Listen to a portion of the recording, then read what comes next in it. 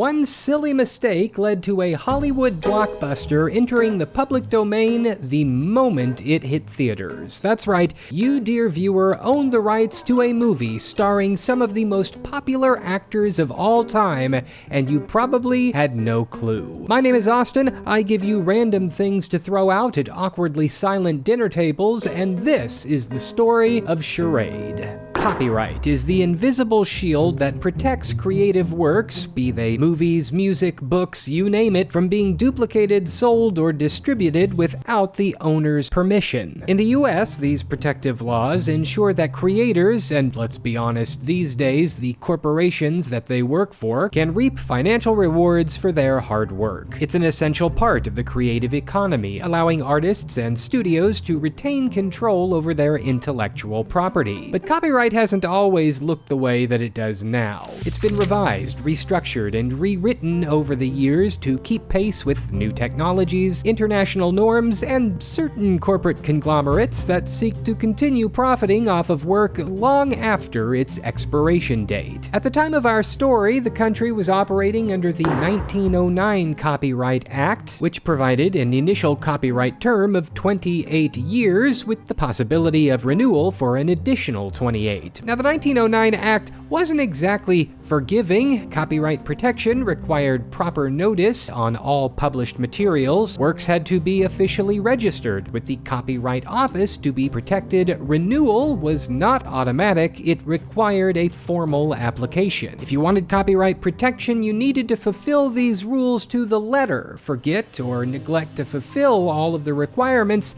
and your creation was essentially up for grabs. For motion pictures, this notice was typically placed in the opening and closing credits. It didn't require much, just a simple notification, but forget to add it? You no longer own your work. No second chances, no do-overs, just a big legal shrug as your masterpiece slides directly through your fingertips. And that's exactly what happened to Charade. So let's set the stage. It's 1963. Universal Pictures is gearing up to release their big tentpole romantic thriller. It stars two of the world's biggest movie stars, the chic, sophisticated, and funny Audrey Hepburn, and good old Cary Grant delivering his signature charm. Walter Matthau and a score of signature players round out the main cast, and the script is about as Hitchcock as you can get without getting Hitchcock. Add in a dazzling score, a Christmas release window, and voila, you've got a surefire hit. So the projector fires up, the opening credits begin to roll, an eye-popping, abstract, and jazzy title sequence that has just the right vibes, but just beneath title sequence creator Maurice Binder's on-screen credit, we discover a single glaring problem: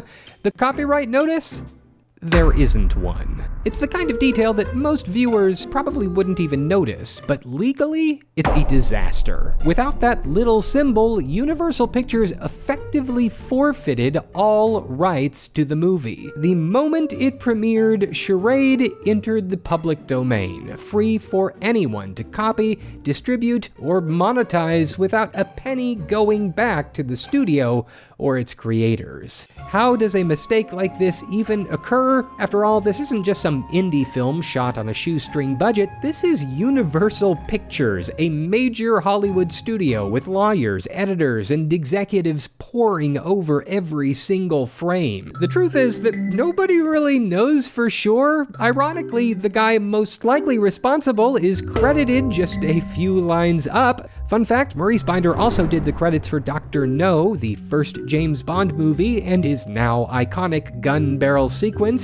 This has nothing to do with our story, but I still thought it would be fun for you to know. Anyway, maybe the omission was a simple oversight. One too many people assuming that somebody else had taken care of it. Rumors have floated around over the years that the movie's title was changed at the last minute, and so maybe it was lost in the chaos of post-production. Whatever the reason, the damage was done. For Universal Pictures, this mistake meant no real control over Charade's distribution. But back in 1963, 1963, this admittedly was not that big of a problem. Home movies wouldn't start till the 70s, and smaller distributors and rival studios weren't about to just wholesale rip off a whole movie, lest they incur the wrath of one of the biggest film companies in the world. And to be fair, it's not like many people probably even realized that the film had failed to register their copyright because, how do you forget that? At the same time, in our modern era of streaming and home video, this mistake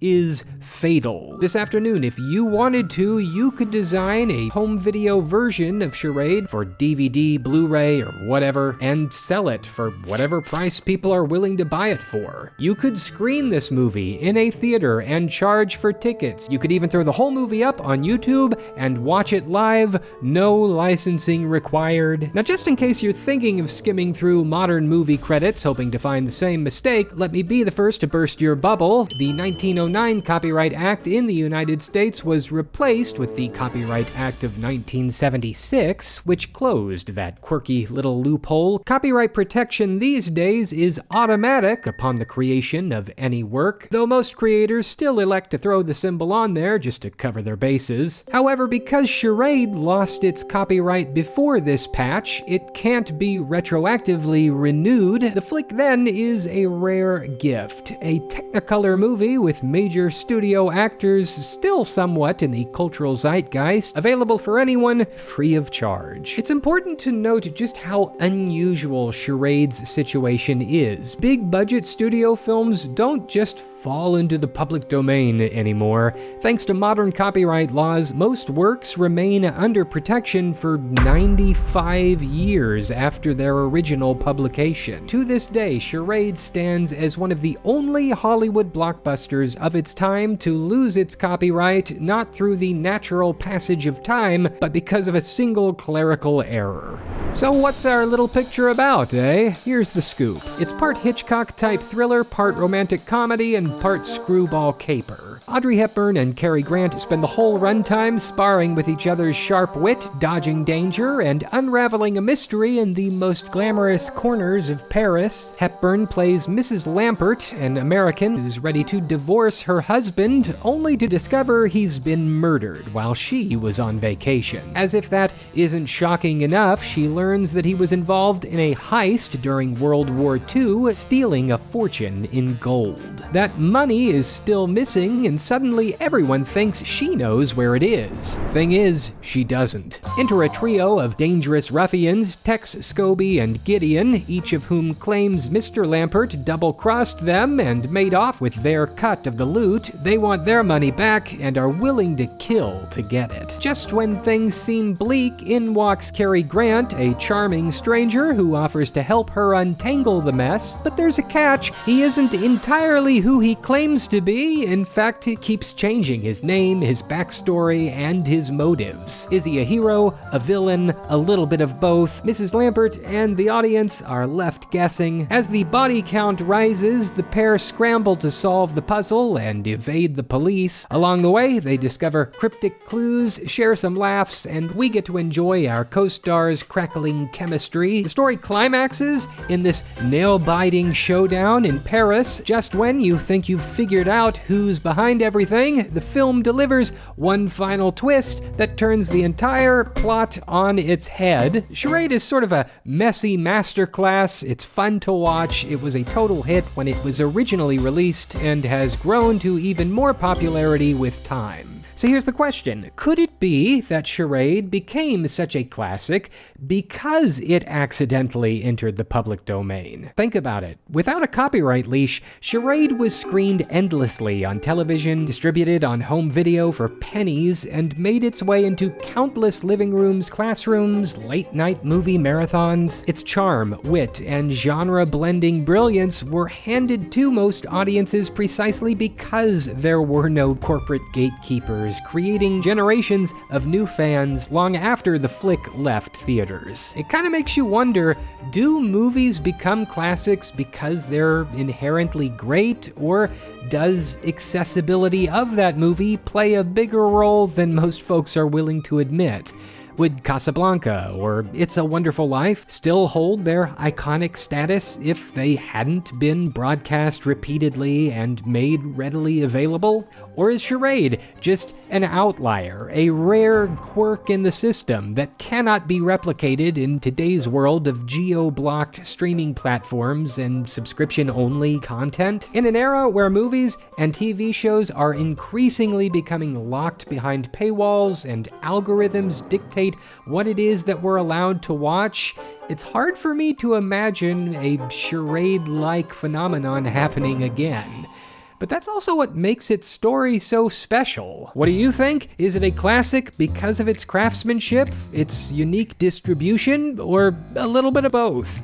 Is having an almost century-long copyright protection system in the United States a good thing or bad? How many years do you think copyright should last? Let me know in the comments. And hey, if you want to start your own website and use Charade to get into the whole streaming business, check out this video sponsor, Squarespace. They can help you put together a beautifully designed website in no time thanks to their all-new design intelligence, giving you access to easy-to-use tools so that you can build a site that feels uniquely you, no coding required. Whether you're showcasing your art, stories, or business, your vision will shine. If you want to start your own podcast, Squarespace has got you covered with audio blocks. Plus, you can sell stuff from courses to videos to music or memberships. You can get started today by going to squarespace.com and starting a free trial. Then, when you're ready to launch your site in full, head over to squarespace.com/AustinMcConnell to save 10% on your first purchase of a website or domain.